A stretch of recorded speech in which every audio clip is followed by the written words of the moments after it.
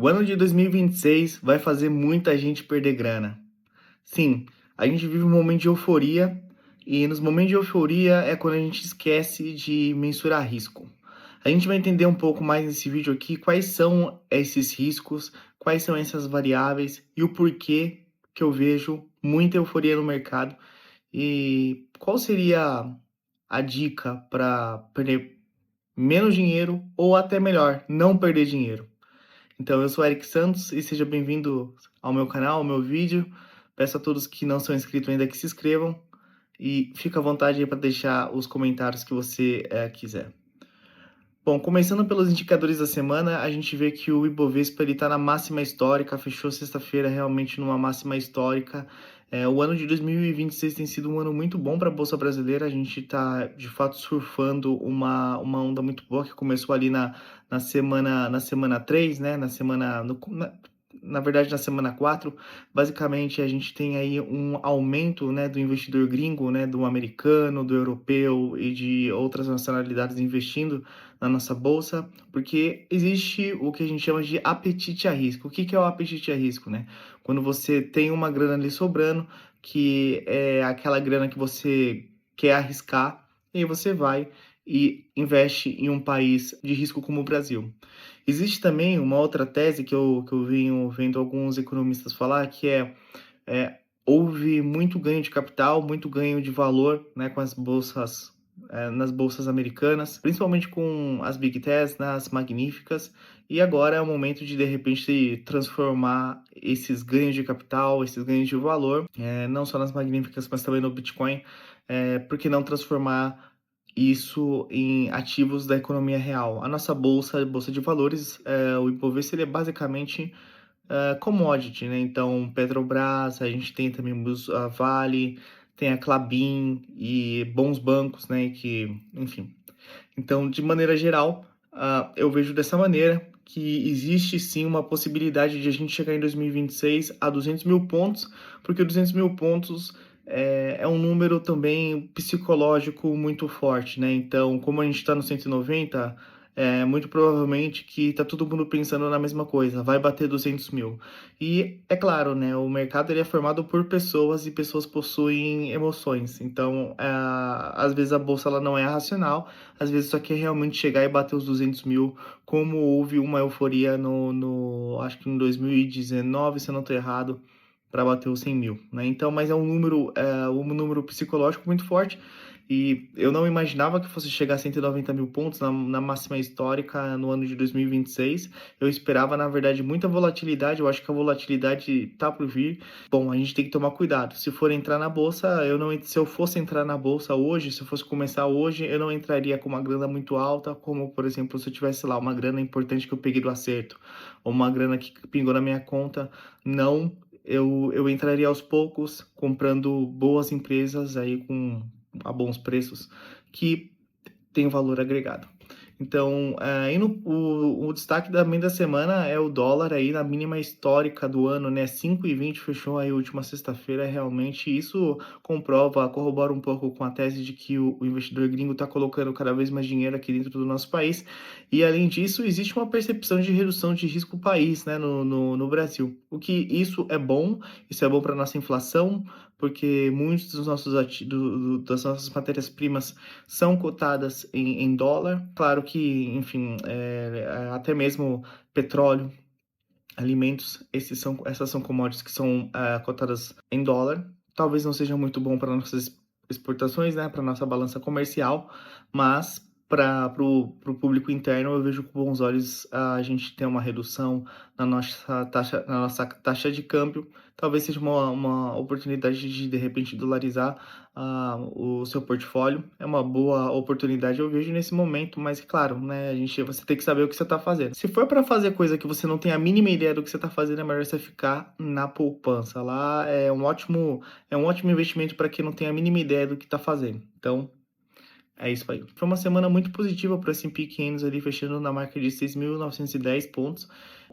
A semana retrasada, a semana 7, era 6.836. Houve uma redução realmente muito brusca desse indicador, muito em função dos riscos que a gente tem no mercado hoje. Existe aí tensões que a gente vai falar um pouquinho mais à frente sobre essas tensões que afligem o mundo. Mas agora, inclusive, com as boas notícias que a gente fechou o mercado na sexta-feira, houve aí uma euforia, houve aí um otimismo do mercado que fez com que a bolsa do S&P 500 fechasse em alta nessa semana. Finalmente, quando a gente vai para a economia brasileira, né, a gente fica contente porque feliz 2026. Finalmente a gente está acabando a semana do carnaval. A semana 9 vai ser marcado, né? Essa semana que a gente vai entrar agora vai ser marcada por pessoas que ainda não entraram no ano de 2026 entrando. Então, enfim, muitas pessoas que traçaram ali os seus objetivos no ano ainda não começaram a trabalhar. Então, se você começou a trabalhar durante esses 2 meses, você já está 2 meses na frente dessas pessoas. Não esquece de checar, claro, as suas metas do final do ano, para ver se você está fazendo tudo certo. Ainda há tempo, dá para começar. Então, as pessoas estão começando agora. Se você não está trabalhando nas suas metas ainda, bom, feliz 2026. Tá na hora de começar. E o carnaval, que de fato é uma data que eu vejo que existe muita crítica nas festas. Eu vejo que, do ponto de vista da economia, por exemplo, é um evento que tem agregado valor para a economia, quando a gente fala de números. Obviamente que quando a gente fala a economia não é apenas números, não são apenas números, é muito mais do que isso. Mas o que eu vejo com essa manchete aí da Exame é que o carnaval gera mais retorno que a indústria. Isso significa muita coisa, na verdade, sobre a nossa economia. Significa que a nossa indústria está sofrendo muito para gerar valor e a gente é um país que está com uma indústria sucateada, uma indústria que precisa se renovar, que precisa de investimento e que com essa taxa Selic altíssima, dificilmente a gente vai ter aí esse investimento, essa renovação das empresas. A gente precisa também melhorar o nosso capital humano que trabalha dentro dessas empresas, nessas indústrias, né, vamos dizer assim, para que a gente consiga melhorar o nosso resultado. Nessa portagem aí da Exame, como vocês podem ver, existe um número, a indústria gera cerca de 3,59 a cada R$ 1 investido, ela gera 3,59 de valor, enquanto o carnaval gerou aí 7,59.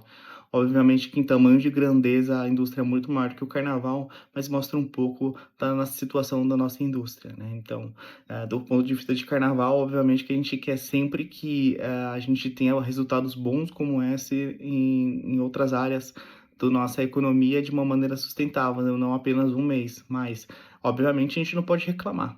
Se foi um bom resultado, é um bom resultado.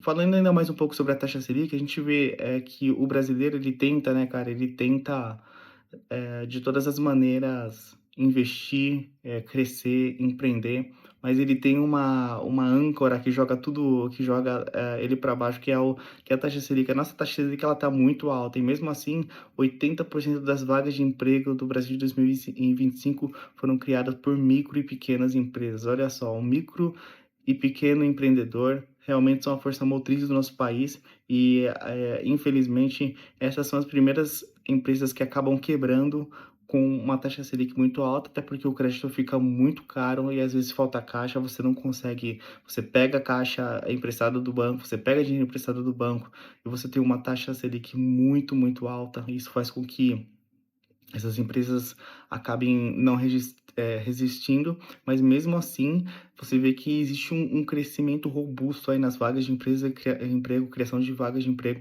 Imagina uma economia voltada para essas empresas, voltada para o desenvolvimento dessas empresas, não dando subsídio ou outras coisas do tipo, mas um cenário, um ambiente para que essas empresas possam crescer. Então, de fato, é uma. Agora, sobre a economia americana, a gente tem aí algumas informações. Na verdade, eu acredito que nessa semana, a semana número 9 vai ser uma semana realmente muito complicada. A gente pode ter muita volatilidade no mercado e é exatamente por este motivo, a economia americana.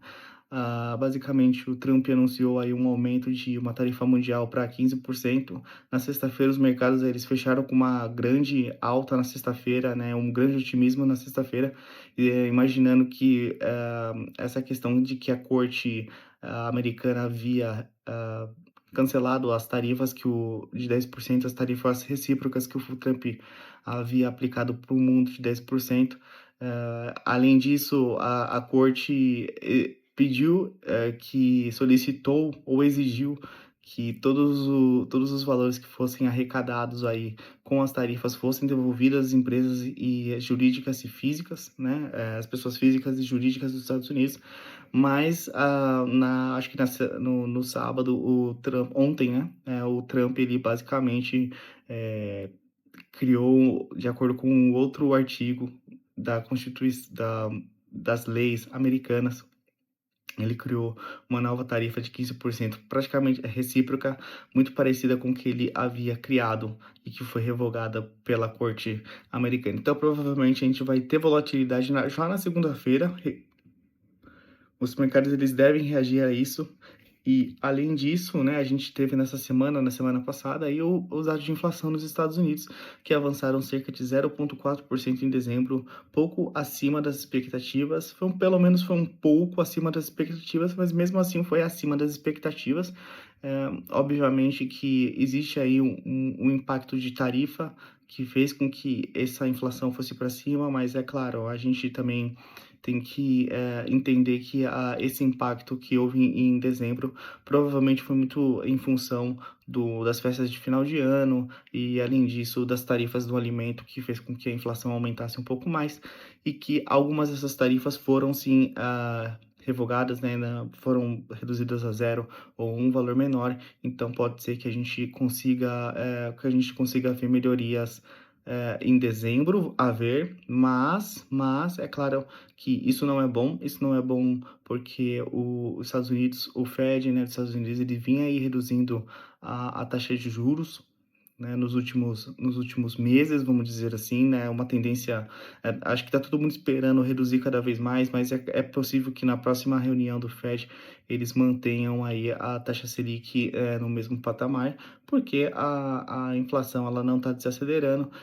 Outro ponto muito importante é um ponto muito triste, na verdade, a gente pode ter aí durante essa semana já um ataque dos Estados Unidos, um provável ataque dos Estados Unidos ao Irã, né? Então o Irã é um país muito grande. Eu sei que pode parecer que não, mas é de fato um país muito grande, tem muita gente, e é um país que tem uma tradição milenária, é a antiga Pérsia, né? Então, eu não vejo com bons olhos esse conflito, muito em função dos impactos que isso pode gerar na economia, no preço do petróleo, né? Então, o preço do petróleo pode ir para cima, porque o Irã, ele está numa região, ele tem o controle de uma região muito específica que é o Estreito de Hormuz, né?